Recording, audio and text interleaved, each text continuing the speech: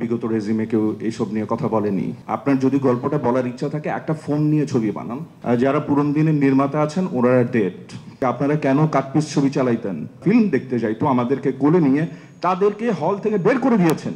ওনাদের ছবি যখন হলে চলছে আপনারা বলছেন এটা নাটক। 40-50 কোটি টাকা চোখের সামনে খরচ হইতে দেখছি, কিন্তু সব দেখার অযোগ্য ছবি। সব ফিল্মের যে পুরস্কার দেয় ন্যাশনাল অ্যাওয়ার্ড, সেখানেও অর্ধেক আমলা। এগুলো সবকিছু অনেক দিনের আলোচনা, কিন্তু কেউ বিগত রেজিমে কেউ এইসব নিয়ে কথা বলেনি। হুট করে সবাই এখনই বলা শুরু করেছেন। আমি কিন্তু কারোর মধ্যে দেখছি না একটা ছবি বানানোর ইচ্ছে। আমরা খালি নীতি পরিকল্পনা হ্যান ত্যান এগুলো নিয়ে আছি, আমরা কাউকে ছবি বানাইতে দেখছি না। আপনার যদি গল্পটা বলার ইচ্ছা থাকে একটা ফোন নিয়ে ছবি বানান। আমি অ্যাক্টর, আমি আপনাকে হেল্প করব। যারা নতুন দিনের নির্মাতা ওদেরকে বলছি, আমি আমার অভিনেতার জায়গা থেকে আপনার গল্প যদি আমার পছন্দ হয় আমি আপনাকে সম্পূর্ণ হেল্প করব।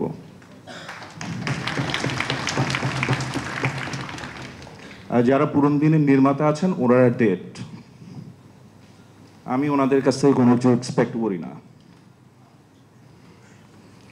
হল মালিকরা যারা আছেন কেউ কখনো হল মালিকদেরকে এই জিনিসটা পয়েন্ট আউট করে নাই যে আপনারা কেন কাটপিস ছবি চালাইতেন। আজকে সিজুকে থ্যাঙ্কস, যে সিজু এই কথাটা বলেছেন। আপনারা একবারও বলেন না, আপনারা কখনো কোথাও এই দোষটা স্বীকারই করলেন না যে আপনারা মিডল ক্লাসকে, আমাদের মা চাচি ফুপি যারা ফিল্ম দেখতে যাইতো আমাদেরকে কোলে নিয়ে তাদেরকে হল থেকে বের করে দিয়েছেন।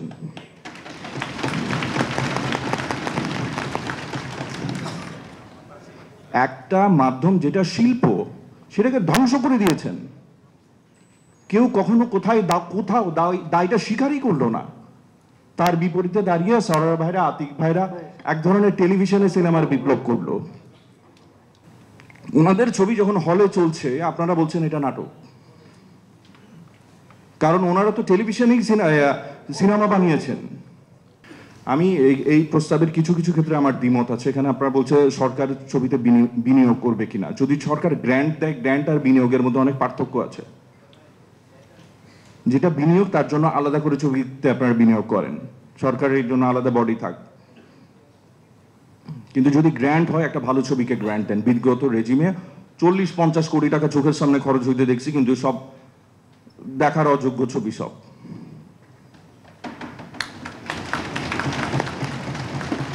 সিজুকে আরেকটা কথা বলছি, সিজু বলছে যে ছবি ব্যান করা যাবে না, কিন্তু ওনারা কয়েকদিন আগে একটা ছবি রিজেক্ট করেছে। এটা আমি কথা বলে জেনেছি। ওই ছবি রিজেক্ট, এই ধরনের ছবিকে যদি প্রমোট করা হয় বা এই ধরনের ছবিকে যদি ছাড় দেওয়া হয়, ওই ধরনের অশ্লীল ছবি আরও নির্মাণ হবে।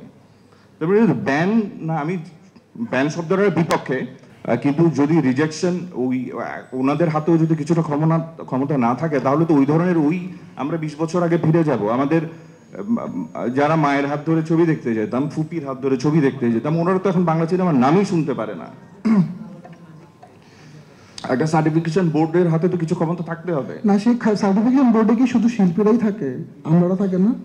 আমরা সিনেমার ওই জায়গায় আমাদেরকে ধরতে হবে। যেহেতু এটা একটা ক্রিয়েটিভ মিডিয়া, এই ক্রিয়েটিভ মিডিয়ার আমলারা আসলে কতটুকুন পার্ট থাকবে।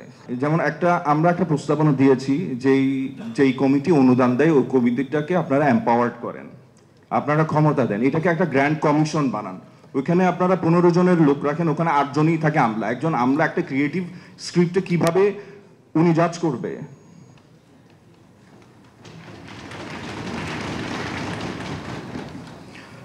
এবং ফিল্মের যে পুরস্কার দেয় ন্যাশনাল অ্যাওয়ার্ড, সেখানেও অর্ধেক আমলা।